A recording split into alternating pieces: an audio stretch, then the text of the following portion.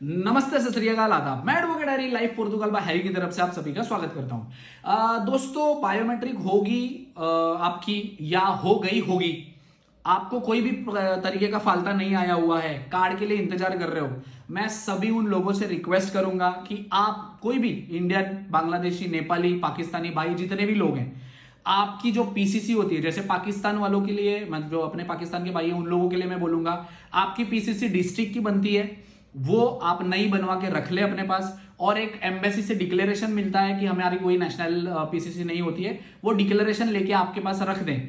अगर आपकी बायोमेट्रिक हो चुकी है या होने वाली है तो आपने ये बना के रख लेना है, या तो बायोमेट्रिक पे साथ में लेके जाना है, ठीक है। नेपाली जो भाई हैं उन लोगों को मैं बोल रहा हूं कि आपकी पीसीसी लेटेस्ट वाली होनी चाहिए। काउंसिलर से, जो अभी नेपाल का बहुत प्रॉब्लम चल रहा है कि इनका काउंसिलर यहाँ पे बैठ नहीं रहा है, एक अलकंतरा में है कोई, शायद वहां पे बैठ रहे हैं, बट वो भी हो रहा है नहीं हो रहा है इसका मुझे अश्योरिटी नहीं है, किसी ने कंफर्म नहीं किया है। तो आपको भी पीसीसी आपकी बनानी है एम्बेसी से, और उससे काउंसिलर से अटेस्टेशन भी करवाना है, ठीक है।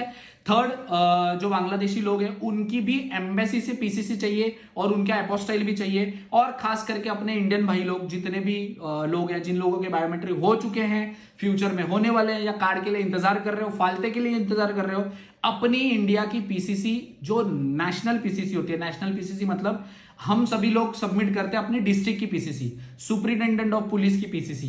तो मैं रिक्वेस्ट करूंगा कि इंडियन एम्बेसी की लिस्बन वाली पीसीसी बना के रखो।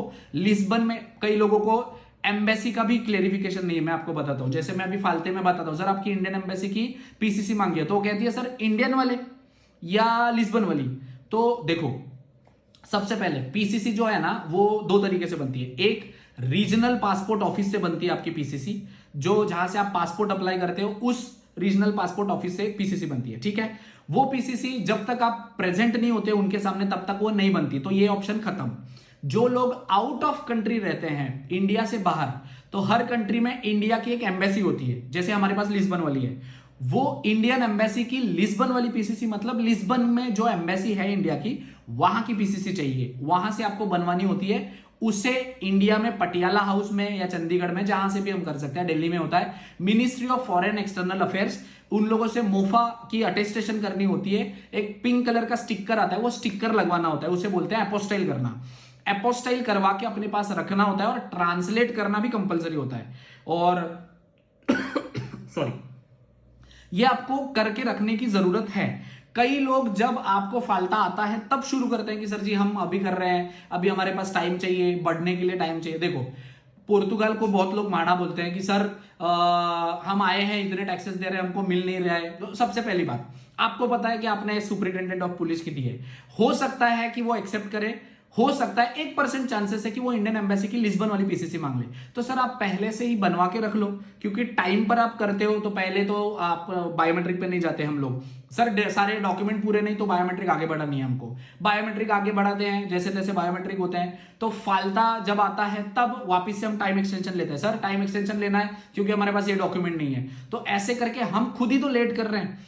इसलिए कई अभी आईमा के ऑफिसर है जो 10 दिन से ज्यादा टाइम दे ही नहीं रहे। उसका रीजन ये है कि क्योंकि उनको भी खत्म करना है सारी चीजें। और आप लोगों से भी रिक्वेस्ट है, जो भी आपकी एम्बेसी की पीसीसी है, वो आप लिस्बन वाली एम्बेसी की पीसीसी वो आप रेडी करके रख लो, एपोस्टाइल करके रख लो, ट्रांसलेट करके रख लो।